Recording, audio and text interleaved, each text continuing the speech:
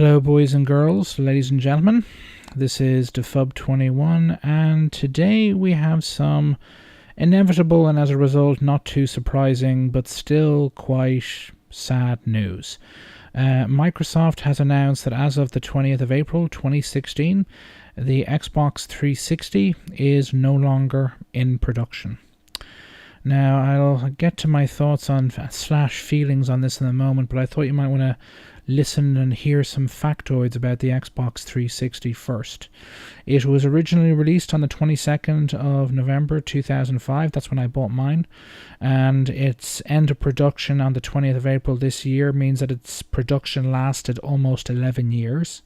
A little over 90 million units of the 360 were sold. It was part of the longest console life cycle in the history of the industry. It was, because it came out in 2005, it was the first ever HD console to hit the market. It was what could be genuinely said to be the first truly successful console made by a Western company since the console crash of the early 1980s that took out Atari and the other players in the industry at that stage. It was the first console to use a VoIP, voice over internet, so you could talk with people you were playing with over the internet as standard. The PlayStation 3 didn't have that, and it kind of ushered in the era of voice over internet gaming, both on the 360 itself, but also really kind of dragged the rest of the industry, including the PlayStation 3 and PC, into that space. It was a near total failure in Japan. I mean, its success in America was in complete diametric opposition to its complete failure in Japan. It was part of an era, part of a console cycle where the Japanese industry saw a massive decline in its size. Huge numbers of publishers went out of business or downscaled, and it also represented a significant decline in the influence of the Japanese industry and of the Japanese console market itself globally. It was also, in terms of myself, I'll get on now to my feelings on this. In terms of myself, the 360 was the first console I bought with my own money that I made myself. It was the first console to come out where I was no longer economically dependent on my parents, had a full-time job. Personally, I had kind of gone back and forth. I'd had a Mega Drive, Sega Genesis, as they were known in the States, in the kind of good chunk of the 90s, kind of near the tail end of the 16-bit era. I had friends who had Super Nintendos, and I'd played games on consoles then, but I spent most of the 90s really playing on PC. I kind of bypassed the original PlayStation, the Sega Saturn, the Dreamcast.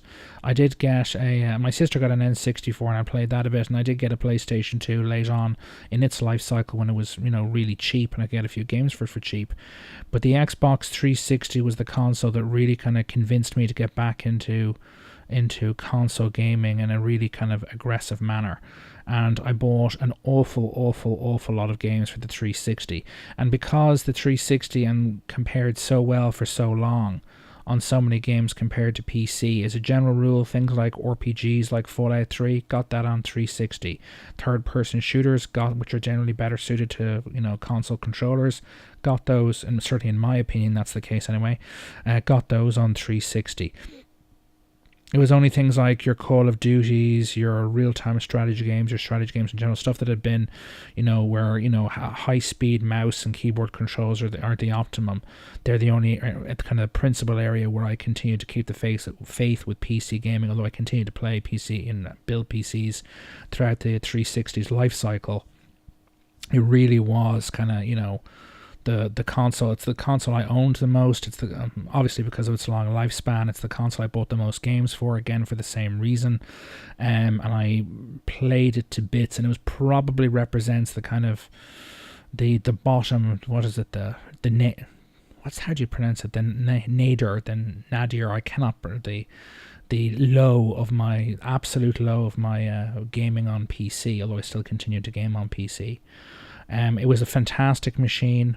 I think that era in particular will be look back upon as kind of a golden age, certainly a golden age in the post cartridge world of games consoles and games consoles games.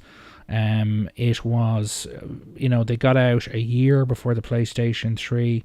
The PlayStation 3 was from the get-go a disastrous mistake by Sony. They went from having over 100 million units sold, 100 million units sold with the PlayStation 2 to launching the PlayStation 3 and only really catching up with and then exceeding the 360 at the end of that console generation's lifespan, and then only primarily because the 360 did so badly in Japan because Japanese consumers just turned up their noses at it, and also because Sony's market recognition in Europe had just become so strong, Microsoft just couldn't get around it. Fundamentally, as I said, fundamentally the 360 was a fantastic system. It brought online gaming to the fore on console. It brought, it was the era of, annualization of big budget games that cost huge amounts of money to make being released every, 12 months. First with Call of Duty, then with Assassin's Creed, and, practically everything else. There's so much stuff I could talk about. It's one of the first kind of most huge kind of personal kind of experiences, that leaves kind of a mark with me, that I have a very fond memory of with the 360, was basically down to two games that came out in the first 12 months the system was on the market. The first was the original Tom Clancy's Ghost Recon, which was a very kind of tactical, team-orientated third-person shooter, and was kind of somewhat simulatory in nature. And the online multiplayer on that, particularly in the early days and the first 6 to 8 months the 360 was on the market, and even the first year the 360 was on the market, when the system was so expensive, the annoying kids that would come along later, and thanks to their behavior, constant swearing and everything else, would very negatively impact the kind of the community on Xbox Live with their their behavior, and the language, again, exacerbated, made worse by VoIP and their ability to use it. In the first 12 months, when the 360 was still pretty expensive and only your odd rich kid was getting them, and the rest of them were being bought by people who wanted them for themselves, Xbox Live multiplayer was fantastic. As I said, Ghost Recon, I had a friends list rapidly filled up with people I played with on a regular basis. Highly coordinated. We'd tell each other, we'd report when we ran into opposing players in each match where they're over there, this side of the map, so on and so forth. And we played together as a team. Someone on sniper, we'd have one team member using sniper rifles, and a couple others using assault rifles, usually another using a machine gun. The guy whoever was playing with the machine gun would usually just lay down fire to kind of make it difficult for the opposing team to move about without getting hit, and then the assault rifle guys would move in with the sniper rifle, picking them off one by one, anyone who was stupid enough on the other team to stick their heads up. It really was, it was a fantastic experience. The second big kind of memory for me was Elder Scrolls Oblivion. Elder Scrolls Oblivion was one of the first true next-gen games on the system. It was something that literally was not technically feasible on the original Xbox and on the PlayStation 2. In other words, even if you just shrank the game down, as it were, so it was only standard definition, it still wouldn't have worked on the previous generation hardware. They just didn't have the memory for it or the processing power. This is an open-world RPG that, certainly in the console space, to my mind, instantly made everything that had come out of Japan up until that point, JRPGs, even your Final Fantasies, look obsolete, and would, unfortunately for Square Enix, the developer/publisher of Final Fantasy, and many other Japanese developers and publishers of JRPGs, would make pretty much everything they produced on that console generation look obsolete the moment they came out. It was this huge open world game by the standards of the time, fantastic graphics, although admittedly the facial design animations were pretty mediocre to out and out bad. You had characters that had persistent behavior, they had a daily routine. If you follow them about long enough, you can know exactly what they were going to do, what time they went to bed, what time they got up at, where they would be at any one point in the day. It was just amazing stuff. and certainly in the console space, there'd been nothing like it seen like it before. And one of the reasons why kind of PC gaming, I think, it didn't necessarily decline, but certainly stagnated, to my mind, for much of that generation, was down to the fact that the PC version, yeah, if you had a good PC rig, it might have looked a bit better, higher resolution, better frame rate. But effectively, the PC version, in terms of functionality, no difference between it and the 360 version. Yeah, different controller and so on, but it was, that was one of the things about the 360. It could go toe to toe, certainly for those first couple of years, with the PC versions of those games. Well into the console's life cycle, you'd have games that maybe they didn't look quite as good on the 360 as they did on PC, higher frame rates, higher resolution, a few fancier effects, but fundamentally they were the same game. I think it actually got to the point that because the 360, and credit where credit's due, the PlayStation 3 were so successful in terms of install base and kind of volumes of games they were selling, that it may end up of kind of holding PC games development back, which is kind of one of the reasons I think it kind of was on the back burner for much of that generation. But it was a truly fantastic console. Oblivion was a fantastic, early true next gen game. Dead Rising was also another one. Ghost Recon, the multiplayer, again, this is in the early kind of what I would consider golden age of Xbox Live, before all the kids and a-holes came on board and made a mess of the whole thing, which really, to Microsoft's criticism and Sony's too, they've never really gotten around to effectively fixing. But apart from that, it's also kind of on a personal level, it was 8 years.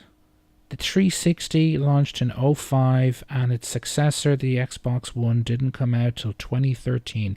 8 years. When the 360 launched, and this is, again, a complete side note, when people in the industry wonder, how is it that both the Xbox One and the PlayStation 4 have done so much better than their predecessors in terms of volume of sales every month, every year that they've been out, compared to the same time frames in their predecessors' lifespans? There's actually a really very simple answer to that question.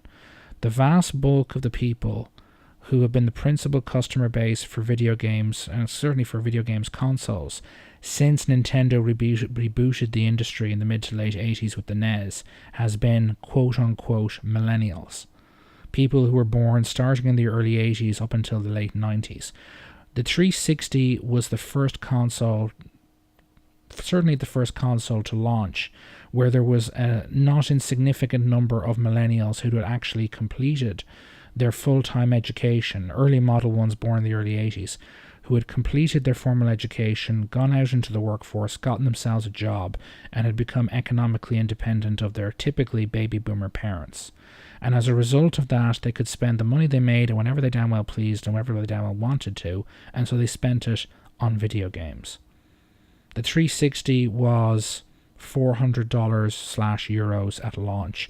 At the time, I would say most baby boomer parents would not have counted and spending that kind of money to buy a video game system for their kids. So I think one of the key reasons for the 360's early success, and later on the PlayStation 3's, was that core kind of millennial customer base, who'd been the principal customer base certainly from the late 80s through the 90s and up until the 360's launch.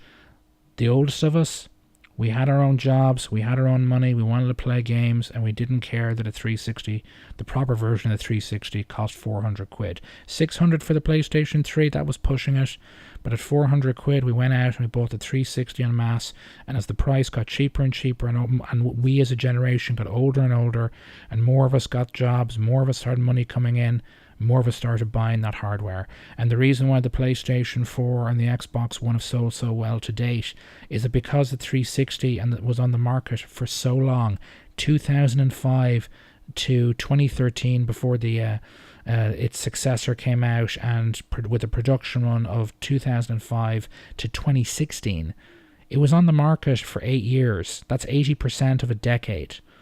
When it started, most of them, of the core consumer base for video games, millennials, were still either college students or kids. By the time the console life cycle came to an end, I'd say Certainly, if you were born, even now, if you were born in the late 80s, you're now in your mid-20s. The only millennials that are still kids or that are still dependent on their parents or still in high school are those who were born in the late 90s. Everyone else has grown up. Everyone else has got through their education. Yeah, the economy is pretty shit, as you can, certainly for us. But if what did I say? shit. Shit. The economy is shit. The post-Lehman Brothers economy is shit, particularly for people in our age group.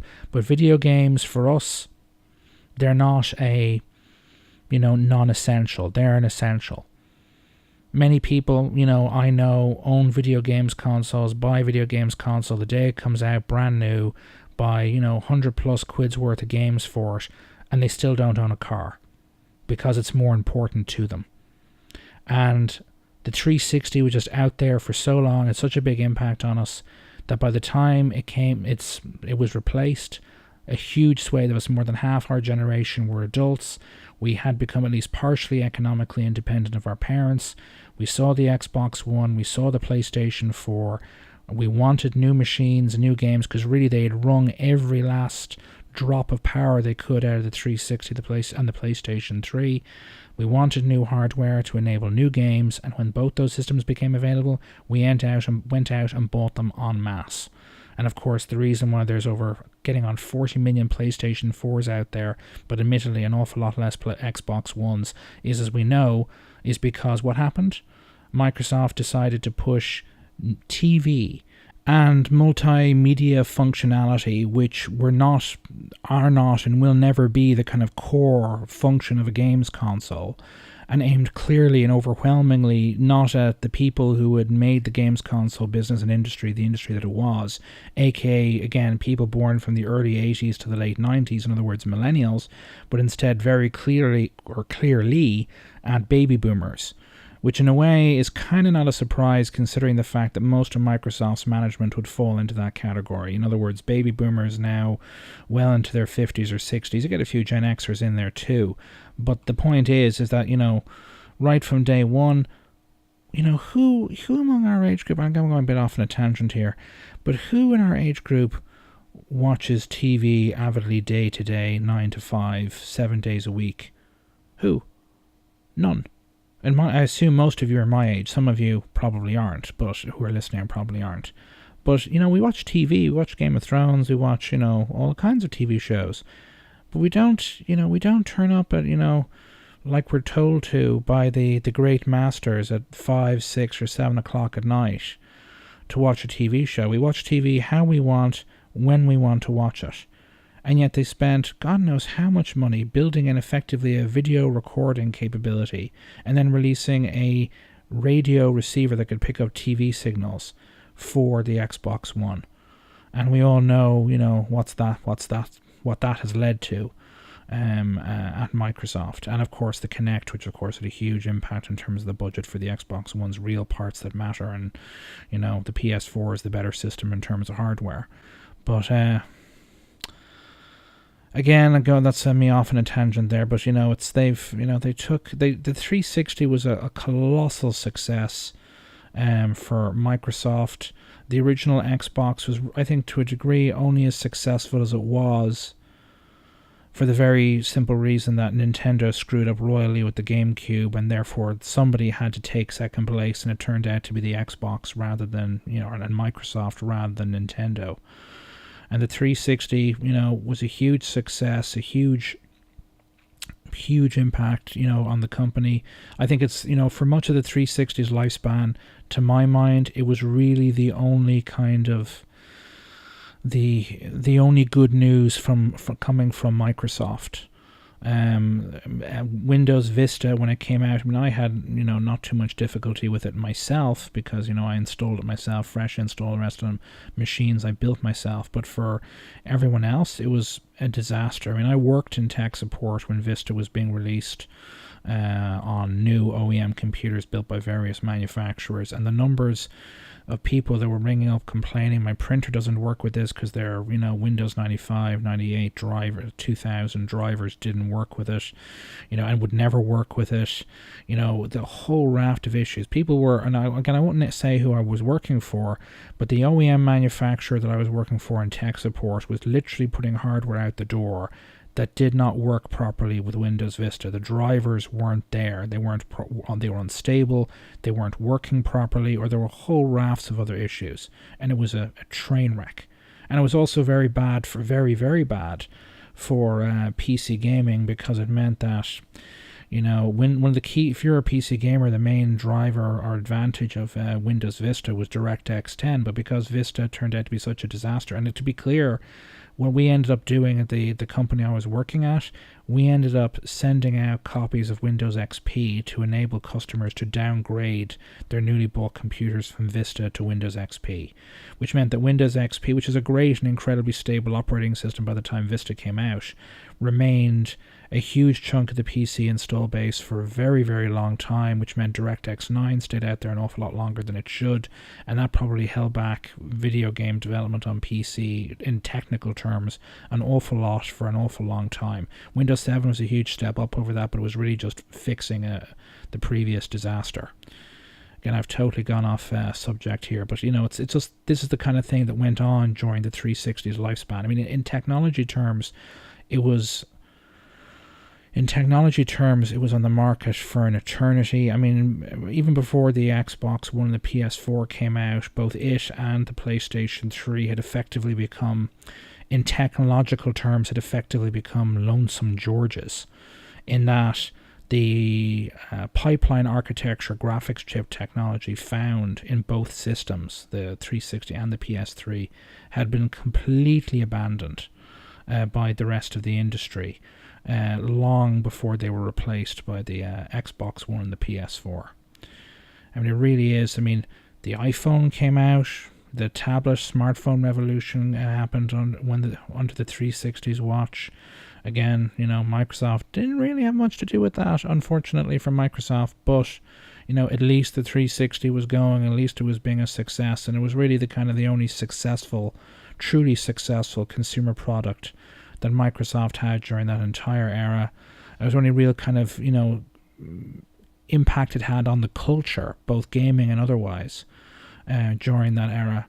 And, particularly considering the huge mistakes that were made with the Xbox One during, its development in the first, say, 6 months before it came out, or the first 6 months, the 12 months before it came out, in terms of the initial PR/corporate propaganda campaign. It is kind of sad to see it go.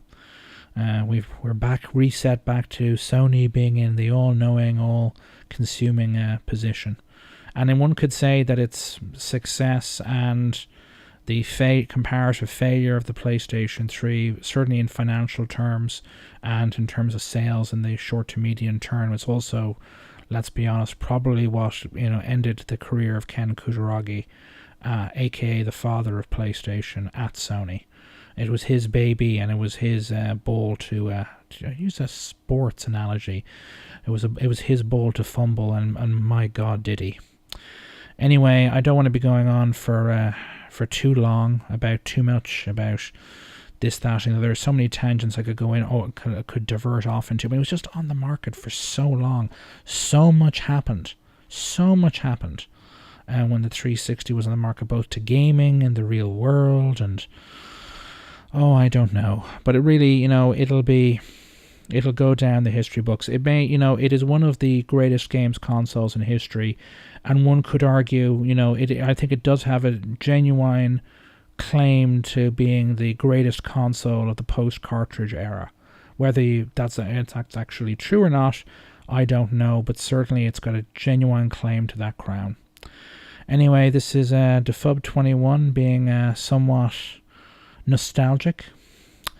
Signing off.